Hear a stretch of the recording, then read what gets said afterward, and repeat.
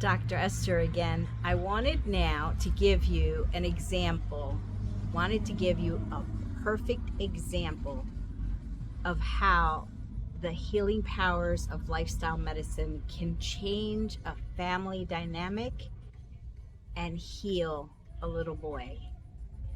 So when I was doing primary care, I had a young man who I guess at the time was probably like 8, morbidly obese. When I tell you, he reminded me of a smaller version of the little boy from Willy Wonka. You know, he was that obese. And every time I would do his physical, I'd have the same conversation with Dad. What are you feeding him? What's his nutrition? Does he have any exercise? And the entire time, the little boy and the dad would just laugh it off. Oh, he just loves his ice cream. At the end of the night, he's eating 1, 2, 3 bars at a time. And I'd have the same conversation. I felt like a broken recorder. And I have to tell you, my intuition kicked in when I saw this little boy one day and he looked exhausted. Now, mind you, he also has asthma. Thank goodness for his sake, even though he was morbidly obese, his asthma was finally controlled with medication, hence the allopathic side of medicine. You know, their medicines do work. There are cases where you should be using allopathic medicine, and asthma is definitely one of them. So his asthma was controlled, but I noticed that every time I saw him, he looked tired, he looked exhausted. And at first I just chalked it off to his asthma or his allergies, which would trigger his asthma. But something inside of me kept nudging and saying, no, there's more, there's more, there's more. How about sending him for a sleep study?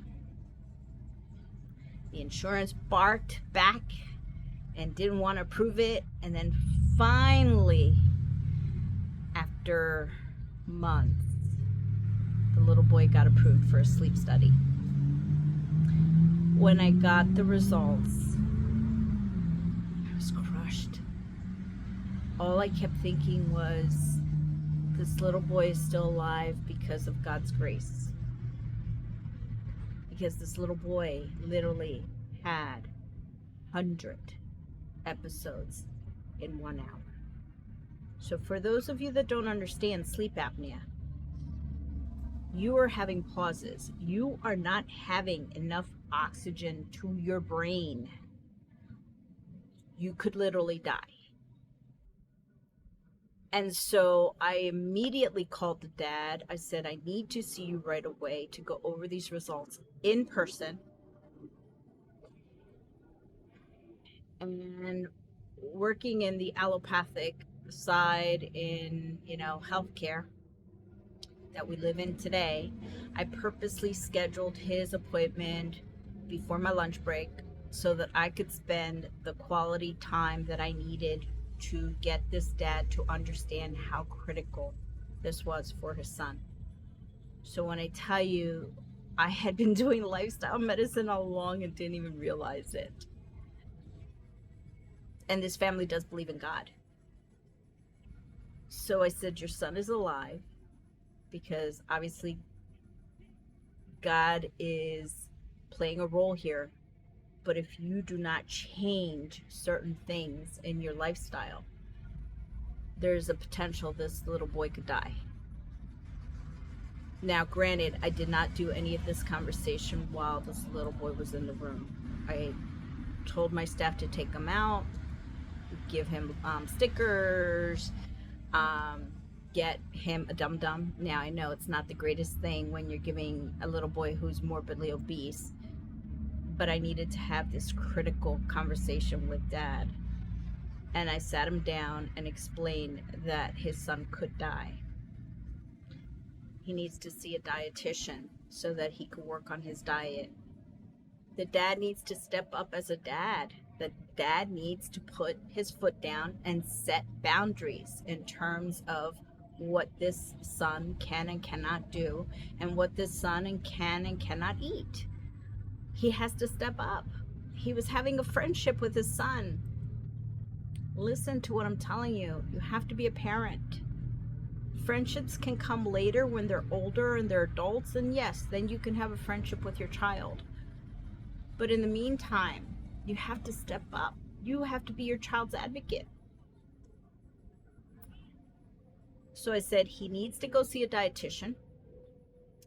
All of you have to work together so that you make necessary changes to all of your eating habits, everybody in the family. He needs to exercise. He needs to do some type of movement. Whatever he likes is fine. Find something that he likes instead of being dragged to. But he needs to lose weight.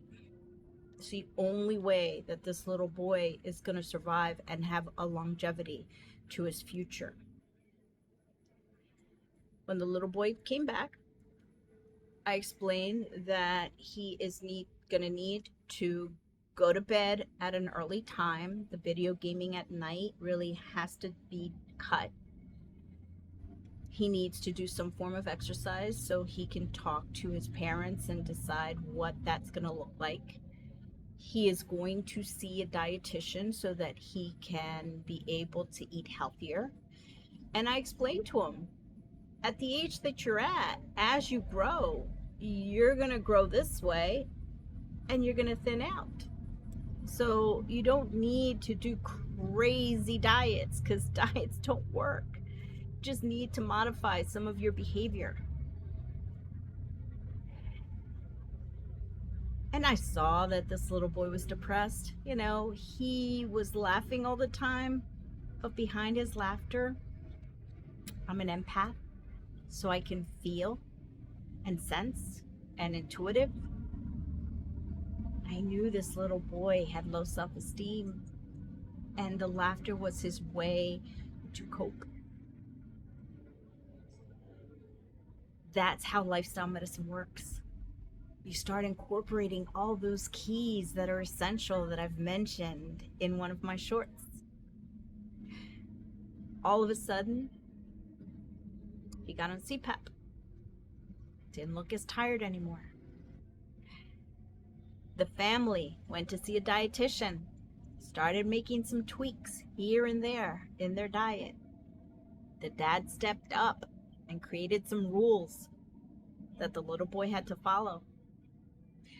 The whole family goes to the gym now, and they each choose what they like to do in the gym. And lo and behold, this little boy was on the verge of death. Lost 30 pounds. And obviously, he's still growing. So, you know, a couple year and a half later, when I saw him again, he looks phenomenal. He's lost 30 pounds. He's growing. He's taller now. So he's starting to thin out. And his family have made dietary changes for everybody. Not just him, not punishing him. Now, does it mean that he can't have that ice cream? No, not at all. It just means he can't have 3, and he can't have it late at night where it just sits. His asthma's controlled. Parents are eternally grateful to God that their son's going to live and have a happy and healthy life. They're exercising together. The connection, their bond is magnificent. And you can see this child beam because he's different.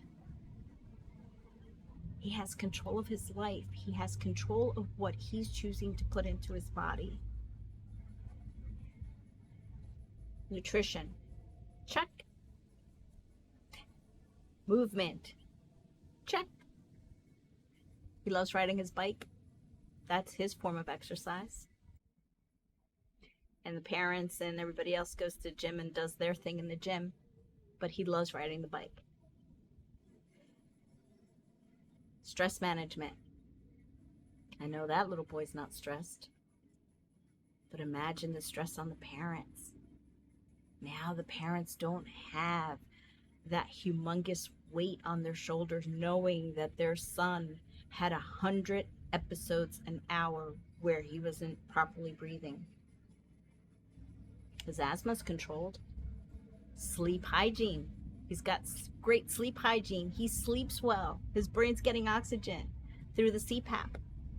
He's waking up refreshed and not tired and exhausted like I saw him numerous times in the office. Great connection with his family. Now they support each other and they rally around him and they're proud of him. Spirituality. They believe in God.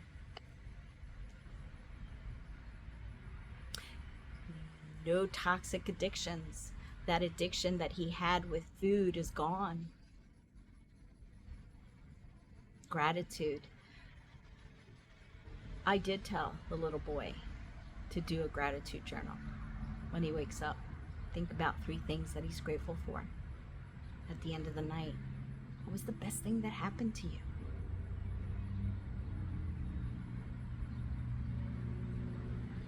Being outdoors, he loves riding his bike. So during the summer, he's out there. He's not playing the video games and keeping indoors and gaining all that weight. And he has a ritual. May not be a morning ritual, as one of my essential keys are, but he has a ritual now. He knows what he's doing. So when you ask me, how does lifestyle medicine impact one's life? That's the perfect example of what I'm talking about. And the thing is, I was doing it all along within the constraints of insurance and within the constraints of shortened visits that I kind of try to shove everything into that one visit, or made sure that I elongated my time with the patients. Now I don't have to worry about any of that, because I get to choose. And I get to help now my clients, bringing forth what I truly believe should be the way medicine should be running. It should incorporate all of those elements to achieve a happy, healthy life, instead of just applying a Band-Aid over the problem and not getting to the root of the problem like I did with this little boy. Imagine if I hadn't had that intuition. Imagine if I hadn't really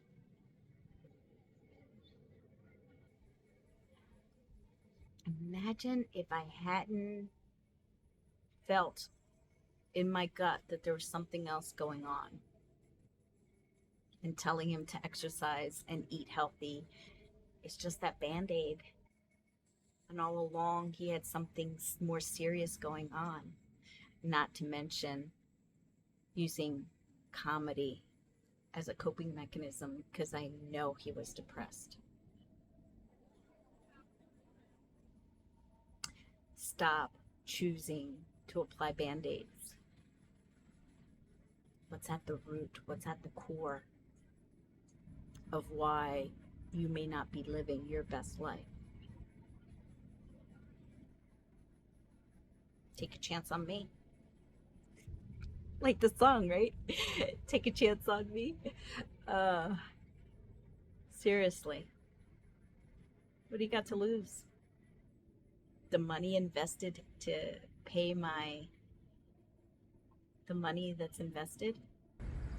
I can tell you that having quality of life and a happy, healthy life is priceless. As I say, there's always a way of achieving a better version of yourself, no matter what the obstacles or circumstances. Keep hope and Christ alive. And until next time, please take care of you.